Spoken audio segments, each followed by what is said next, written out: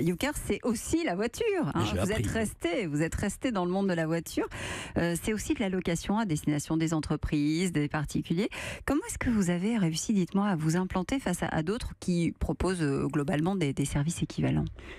Quand j'ai créé YouCar, je l'ai créé avec une conviction, c'est que la propriété automobile allait disparaître, qu'il y avait une sorte de détachement de l'individu avec la voiture, et que le fait de devenir rationnel avec sa voiture allait favoriser le partage. Qu'on allait se mettre à partager la voiture. C'était ma conviction de 99. J'ai eu l'obsession de faire une entreprise au service de ce projet-là. Ouais. Aujourd'hui, ça va plutôt bien d'ailleurs, c'était plutôt bien vu parce que vous avez 436 agences, une centaine d'employés, des franchises aussi. Ouais, ça veut dire que vous étiez assez visionnaire.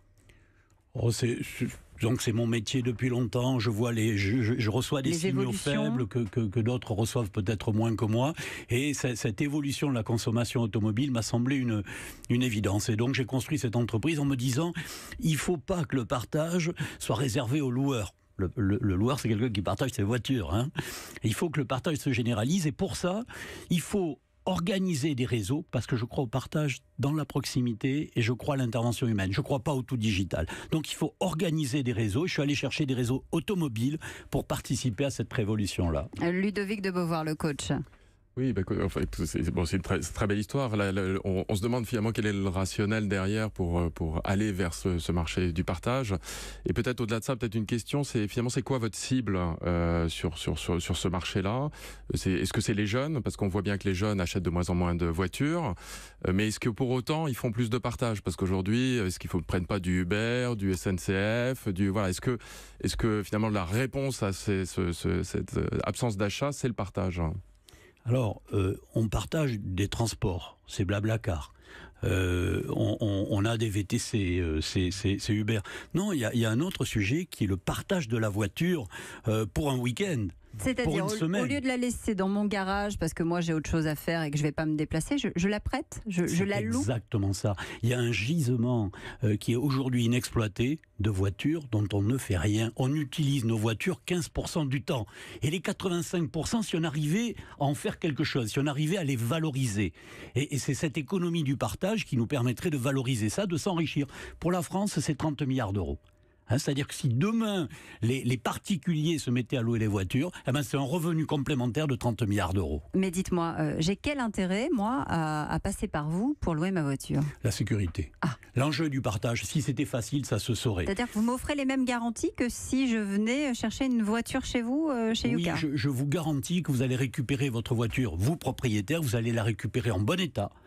Que s'il y a un problème, et il peut y en avoir un, si quelqu'un, vous louez la voiture, on loue la voiture pour votre compte, le dimanche soir il a un accident, le lundi matin vous devez venir travailler et il vous faut une voiture. Et c'est la garantie que vous l'aurez. Donc c'est la garantie que donne un professionnel d'un service et d'une sécurité. On n'a pas parlé argent, évidemment. C'est quelque chose qui se monnaie, je suppose. C'est quelque chose qui se monnaie, et l'enjeu c'est pour 7 jours, consécutifs ou non, dans le mois, on vous paye la moitié de votre voiture. Ça vous rembourse la moitié de votre voiture. Donc si vous avez le coût d'une voiture de 400 € par mois, pour 7 jours, on va vous en rembourser 200. Dites-moi, aujourd'hui, il y a quand même, et je rejoins Ludovic de Beauvoir, YouCar, Drivey, il y a aussi Carros, Klaxit. Du coup, est-ce que sur ce marché où il y a énormément de choses qui se développent, vous avez, vous, encore la place de venir prendre votre part ? Dans l'immobilier, le plafond de verre du partage a été fracassé. Oui. Aujourd'hui, ça n'existe pas dans la voiture. Aujourd'hui, il y a des tentatives qui sont faites, mais personne ne peut dire que le partage, c'est une vraie option pour le particulier. Je ne crois pas au tout digital. Je ne crois pas au tout digital pour des raisons techniques. Je fais ce métier depuis quelques années. Vous l'avez rappelé tout à l'heure. Et je crois que l'intervention humaine dans la proximité est indispensable pour assurer la sécurité. Donc je crois que nous avons cette compétence-là. On a beaucoup travaillé sur le digital et aujourd'hui on propose une solution qui va permettre de casser ce plafond de verre.